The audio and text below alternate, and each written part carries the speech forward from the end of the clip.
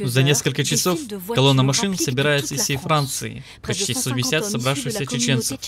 Этим воскресным днем собираются в район Грязи, Дижоне. Откуда они? Каким образом они собрались так быстро? В чеченской диаспоре есть одна сильная сторона. Это организация. Территориальное родоплеменное объединение, которое называется ТЭЙП. Если один из членов общины совершит что-то плохое, незаконное, некорректное или что-то выходящее из рамок приличия общины, он будет считаться испорченным и опозоренным.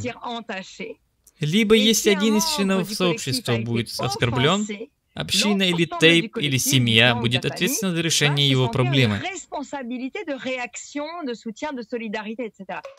Что они хотят донести? Что они хотят нам сказать? Мы посчитали около 150 тысяч чеченцев в Европе. Чуть меньше половины находятся во Франции. Около 65 тысяч. Они пребывали из двух конфликтов с Россией. Община стала жертвой войны. Они очень сильно пострадали. Психологически и морально. И это тоже сыграло в этих событиях. Все происходящее — это как вызов, что-то похожее на как боевое наступление. В общей сложности совокупность похожих вещей. Демонстрация силы, чтобы показать свою принадлежность к чеченцам.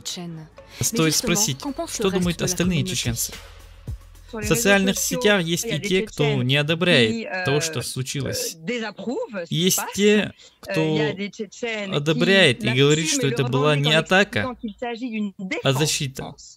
Имея в виду, что мы чеченцы, мы живем во Франции, мы уважаем закон, право и конституцию, но не нужно искать с нами проблем.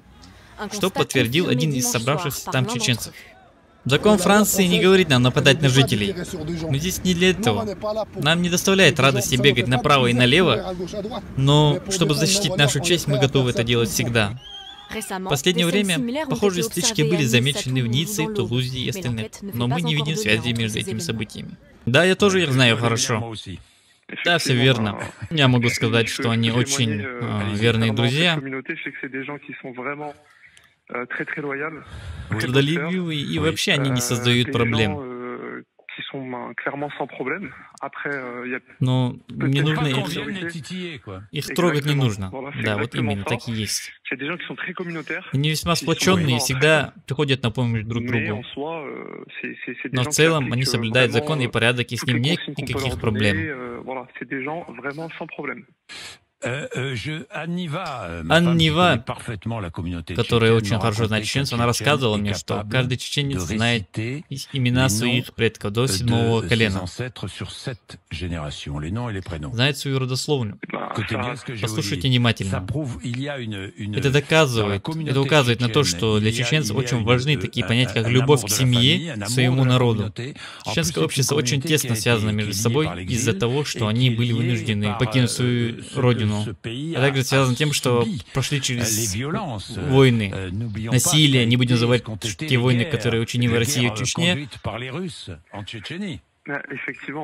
Именно так, эта травма до сих пор присутствует у каждого чеченца. Мои коллеги немного рассказывали мне о том, что случилось в 2000-х годах, особенно в войне. Это тяжелые истории, которые трудно слушать. Истории про родителей, которые вышли из дома и больше не вернулись назад. Это большая травма. Вы должны знать, что территория Чечни — это как две маленькие области во Франции. Там в Чечне были убиты 250 тысяч человек, начиная с 99-го года. 250 тысяч. Эта война оставила глубокую рану. Россия вела такую войну, самолеты, бомбардировки, еще раз самолеты. Просто разрушили территорию Чечни. Вот так. Да, это очень печальная и большая трагедия. Да. Так вы знакомы с чеченцами в сфере работы? Их много в охранных компаниях? Да, их много. И все больше и больше. Потому что охранные компании ищут людей именно с таким профилем. Как я уже говорил, с ними нет никаких проблем, они соблюдают закон, очень ответственные и трудолюбивые.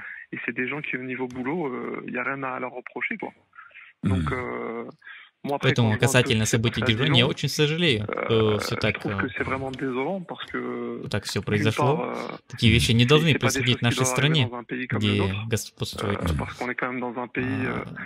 право. Да, это правда. Это их не оправдывает, конечно же, что они нарушили закон. Но никаких столкновений с полицией не было. Мы поговорим об этом позже. Не было никакого конфликта чеченцев с полицией в Дижоне. Меня это вообще не удивляет, потому что они всегда стараются соблюдать закон. Это чеченцы не пойдут на конфликт, если для этого нет реальной причины. В этой ситуации у чеченцев возникла реальная проблема. Поэтому в данной ситуации чеченцы были обороняющей стороной, как я думаю. Это одно из проявлений их характера и менталитета.